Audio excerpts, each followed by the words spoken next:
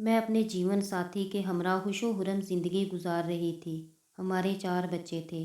सहन दिन भर उनकी मनमोहनी चहकारियों से गूंजता रहता था। कभी सोचा भी ना था मेरा घर जो रश्के जन्नत था कभी तिनकों से बने आशियाने की मानिंद बिखर जाएगा और मैं उसके निशान ढूंढती रह जाऊंगी। 16 बरस की उम्र में मेरी शादी सुबहान से हुई और मैं अपने हामद के साथ 11 बरस ही गुजार सकी कि नागहानी एक ऐसी आंधी चली जो मेरी खुशियों को हुसो हशाक की तरह उड़ा कर ले गई। सुबहान एक सरकारी महकमे में मुलाजिम थे। हम लाहौर में रहा करते थे। वो मुझे हमेशा खुश देखना चाहते थे, लिहाजा कभी रोक टोक ना रखते। जब चाहती रिश्तेदारों या पड़ोस में चली जाती। सुबहान ने कभी मना ना किया। शॉपिंग के लिए भी किसी पड़ोसन को साथ ले लेती। हामिद का मुझ पर भरोसा था। मेरे लिए ये बात बाइसे इफ्तिहार थी कि वो मुझे कहीं आने जाने से ना रोकते थे और शक्की इंसान ना थे। तब ही तो हमारा घर रश्के जन्नत था।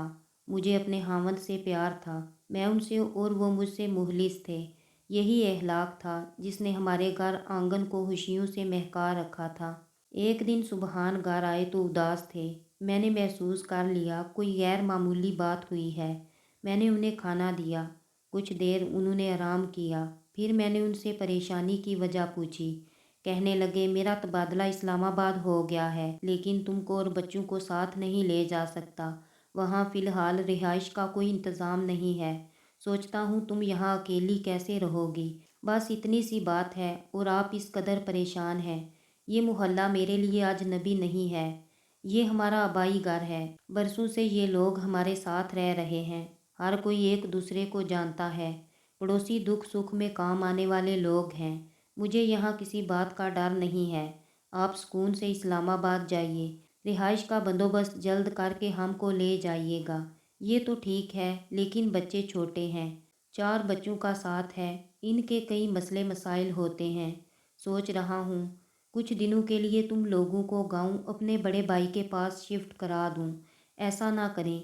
अपने घर के सिवा मुझे और बच्चों को कहीं चैन और सुकून नहीं मिलेगा। बड़े दोनों स्कूल जाते हैं। गांव में कैसे पढ़ पाएंगे। वो गुमसुम से रह गए। फिर कहा अच्छा अपना और बच्चों का खास ख्याल रखना।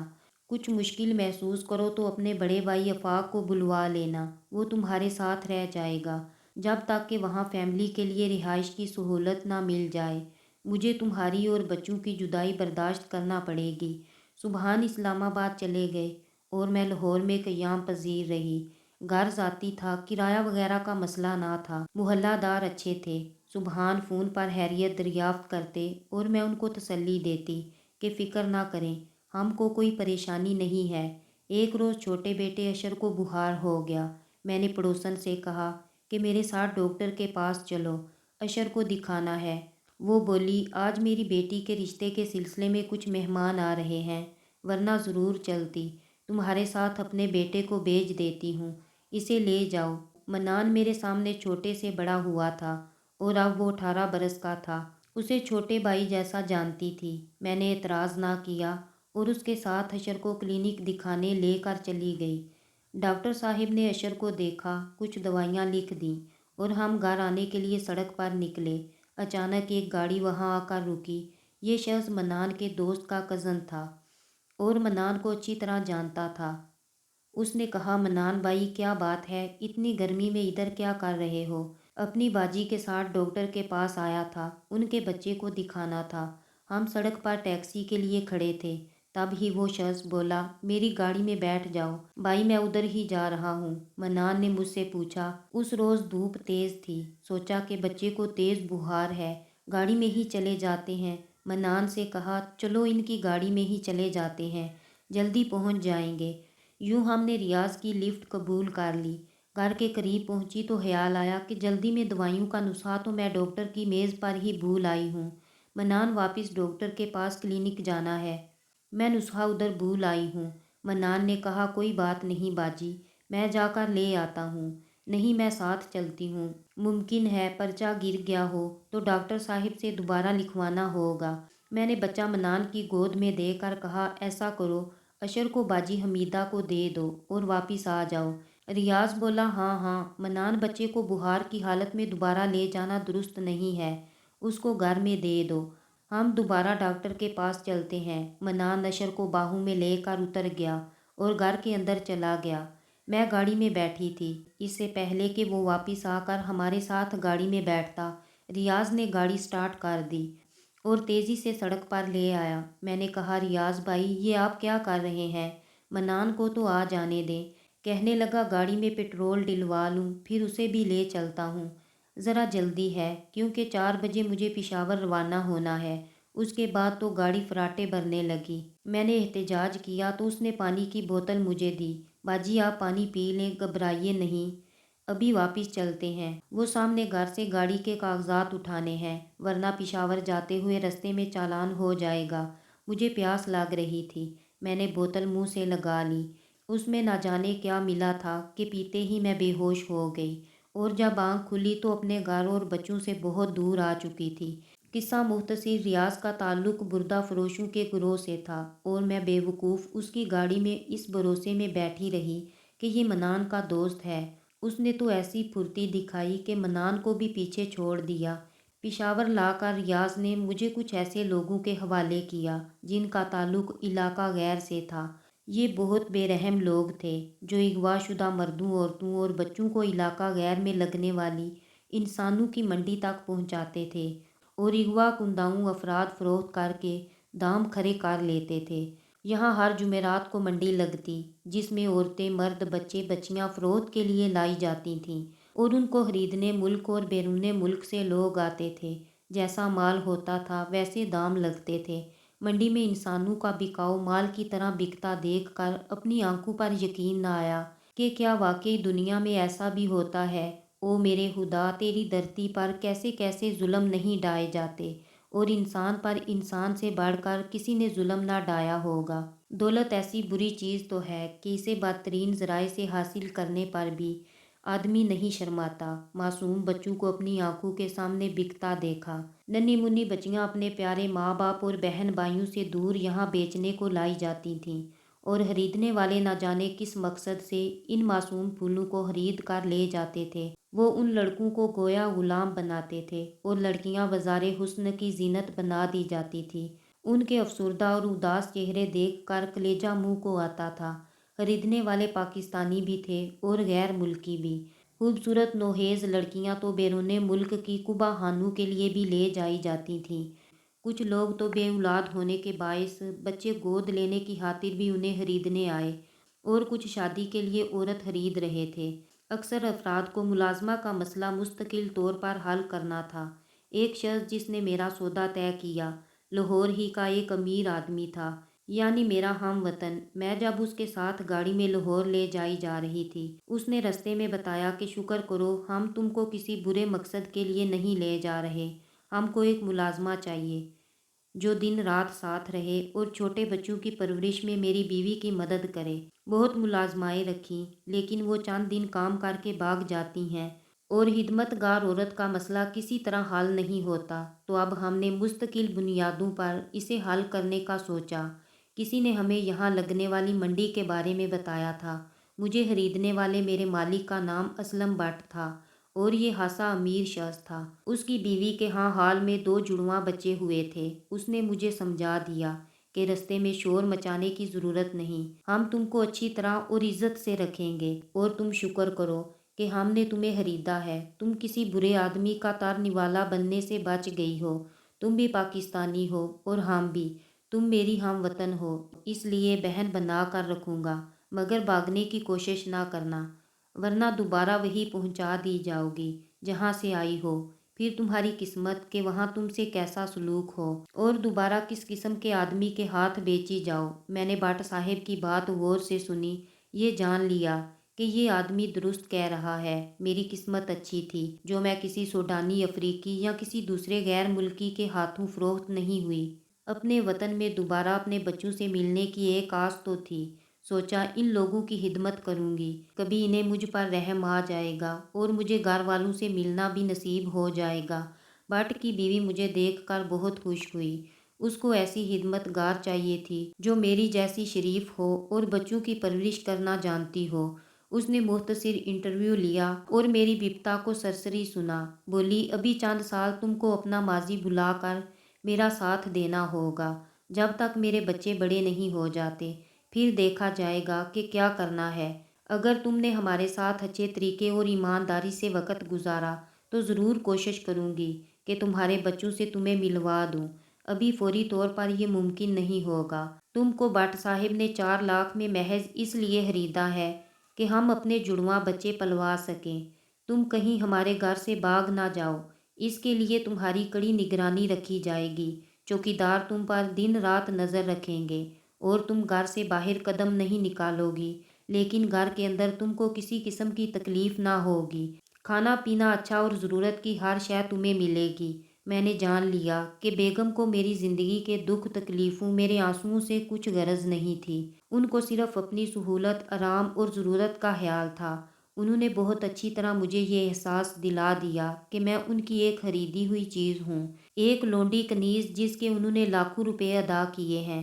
अब मेरा उनके क़यामगाह से हिलना भी बगैर उनकी इजाज़त के संगीन गलती होगा, जिसकी सज़ा के तौर पर वो मुझे दोबारा उन्हीं ज़ालिमों के हवाले कर सकते थे जिनसे मुझे खरीदा था।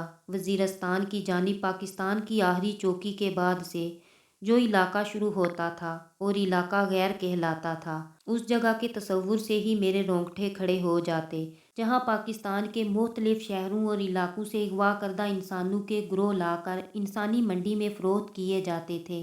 बाद में हसास इदारों के तफ़ैल इस इलाके को कंट्रोल में लेकर इन मशहूर लोगों की बड़ी तादाद को तहवील में ले लिया गया और उन्हें आज़ाद कराया गया था। मैंने भट्ट साहिब की बेगम के साथ इस अमर पर समझौता कर लिया कि उनके नौज़ायदा बच्चों की एक माँ की तरह खिदमत और देखभाल करूँगी, उनका दिल जीत लूँगी ताकि वो मुझ पर रहम खाकर मुझे मेरे कुंबे से मिलवा दें। वो मेरी हमवतन पाकिस्तानी थीं, सो मुझे उनसे अच्छी उम्मीदें थीं। उनके एक बच्चे की ज़िम्मेदारी मुकम्मल तौर से मैंने संभाल ली और बच्चे को अपनी ममता की गोद में भर लिया।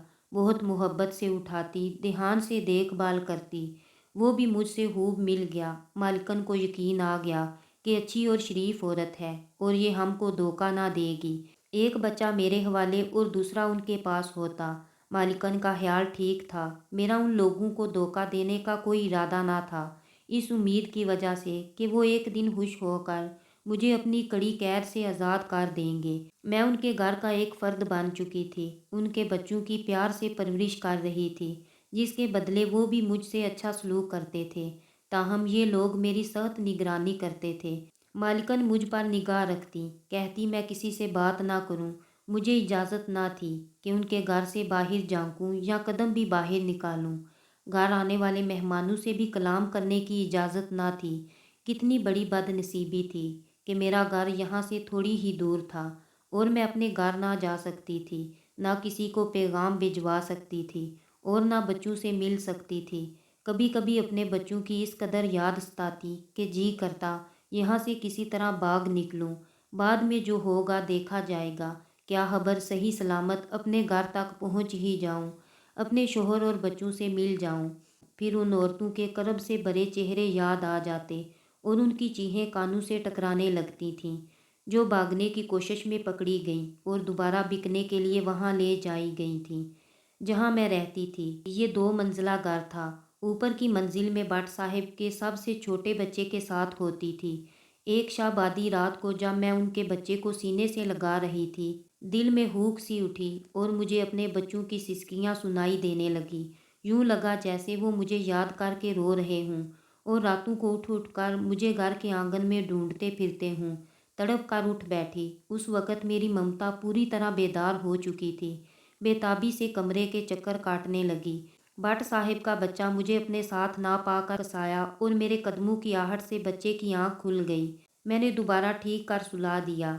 मेन गेट से निकल भागना नामुमकिन था। मैंने खिड़की से झांका और बुलंदी का अंदाज़ा लगाया। मैं पिछली तरफ से नीचे उतरने लगी। खिड़की से नीचे दीवार पर ईंटें फासले से इस तरह लगी हुई थीं कि उन पर संभल कर पैर रखने से निचली मंजिल तक जाया जा सकता था। अभी थोड़ा सा फासला ज़मीन से बाकी था कि मेरा पैर हला में लटक गया और मैं धड़ाम से गिर गई। दरअसल यहाँ पहुंचकर ईंटें ही ख़त्म हो गई थीं। रात के अंधेरे में नीचे की तरफ झांक कर इस बात का अंदाज़ा न कर सकी थी कि ज़मीन से 6 फीट ऊपर ईंटें नस्ब नहीं हैं। ये मेरी खुशकिस्मती थी कि वहाँ चारपाई बिछी हुई थी। मैं उस पर जा गिरी और मुझे चोट ना आई। तब मैंने दीवार के साथ चारपाई को खड़ा कर दिया और उसकी मदद से परले घर में कूद गई, जिसमें पड़ोसी का घर था। आहट पर उनका नौकर और उसकी बीवी जाग गए। वो दीवार के करीब अकबी सहन में चारपाई डाले सो रहे थे। उन्होंने मुझे पकड़ लिया। मैंने हाथ जोड़े कि मैं चोर नहीं हूँ, एक बेबस मजलूम औरत हूँ जो इन लोगों की कैद में हूँ। कहा कि खुदारा शोर ना मचाओ, मैं सारा हाल बताती हूँ। मेरा हाल सुनकर वो भी रो रहे थे और मैं भी रो रही थी। वो मुझे सर्वेंट क्वार्टर में ले आए। औरत ने अपने कपड़े दिए जो मैंने पहन लिए और अपना लिबास वहाँ ही फेंक दिया। उन्होंने मुझे किराया भी दिया। रातों रात मैं घर चली गई। घर को ताला लगा था। घर के बाहर बने तहसीले पर ही बैठी रही, यहाँ तक कि फजर की अजान सुनाई दी। हजारों आरजुएं दिल में थीं। खुशी के आंसू खौफ से मिलकर अजब एहसास के साथ बह रहे थे। मैंने उजड़ी हुई दहलीज को पार किया, मगर वहाँ तो धूल उड़ रही थी। सुबह का नूर फैल चुका था और दर पर ताला मेरा मुंह चढ़ा रहा था। सुबहान और बच्चे वहाँ नहीं थे। मैंने कलेजा थाम लिया और पड़ोसन का दर बजाया। मन्नान के वालिद ने दर खोला। उन्होंने बताया कि जब तुम्हारी गुमशुदगी के बाद सुबहान को फ़ोन पर इतला दी, वो खुद आ गए। उनके आने तक मन्नान की माँ तेरे बच्चों के पास रही। मगर ये तो बता कि तू उस नामुराद रियाज के साथ क्यों भाग गई, अपने शोहर, घर और मासूम बच्चों को छोड़कर। मैंने तो तेरे बारे कभी ऐसा सोचा तक ना था। चाचा जी, मैं नहीं भागी थी। उस नामुराद ने मुझे ना जाने कैसा पानी पिलाकर बेहोश किया और इलाका गैर ले गया। वहाँ मुझे फ़रोख्त कर दिया। मैं किसी तरह भी राब्ता ना कर सकती थी। वो मुझे अंदर ले गए। बीवी ने नमाज ख़त्म कर ली थी। मैंने उनको बताया कि क्या वाक़या हुआ था। वो बोली, बेटी, सुबहान ने तो यही समझा कि तू बच्चे छोड़कर भाग गई है, फिर भी उसने तेरा इंतज़ार किया। बाद में मायूस होकर अपने बच्चे ले गया और घर को ताला लगा गया। ताले की चाबी अलबत्ता हमको दे गया है कि शायद कि तुम लौट कर आ जाओ। मैंने रोते दिल के साथ ताला खोला, जहाँ आंगन में धूल उड़ रही थी और मकड़ियों ने कमरों में जाले तान रखे थे। घर के एक कोने में मेरे बच्चों के खिलौने पड़े हुए थे, जिनकी खातिर जान पर खेल कर भागी। उनकी सूरत भी देखनी नसीब ना हो सकी। मन्नान की वालदा ने सुबहान से राब्ता किया। उन्होंने मेरी पाक दामनी का यकीन ना किया और कहा कि आशना ने छोड़ दिया है तो अब लौट कर आ गई है। उसको कहो कि मेरे घर में उसके लिए जगह नहीं है। बच्चों की खातिर मैं उसको कबूल कर भी लूँ तो मेरे वालदैन, रिश्तेदार और मेरा समाज इसे कबूल नहीं करेगा। जहाँ से आई है वहीं चली जाए। सदमे से इतनी बीमार पड़ी कि मौत आंखों के सामने रक्स करती नजर आने लगी। खुदा तरस लोगों ने इलाज करवाया। सब ही यही समझते हैं कि मैंने शोहर और बच्चों से बेवफाई की है। सुबहान ने ये घर मेरे नाम कर दिया था। आज भी उसी घर में रहती हूँ, इस उम्मीद के साथ कि कभी सुबहान माफ़ कर दें और लौट आएं। मोहल्ले वालों के कपड़े सी कर गुजारा करती हूँ। आह, औरतों की भी क्या ज़िंदगी है।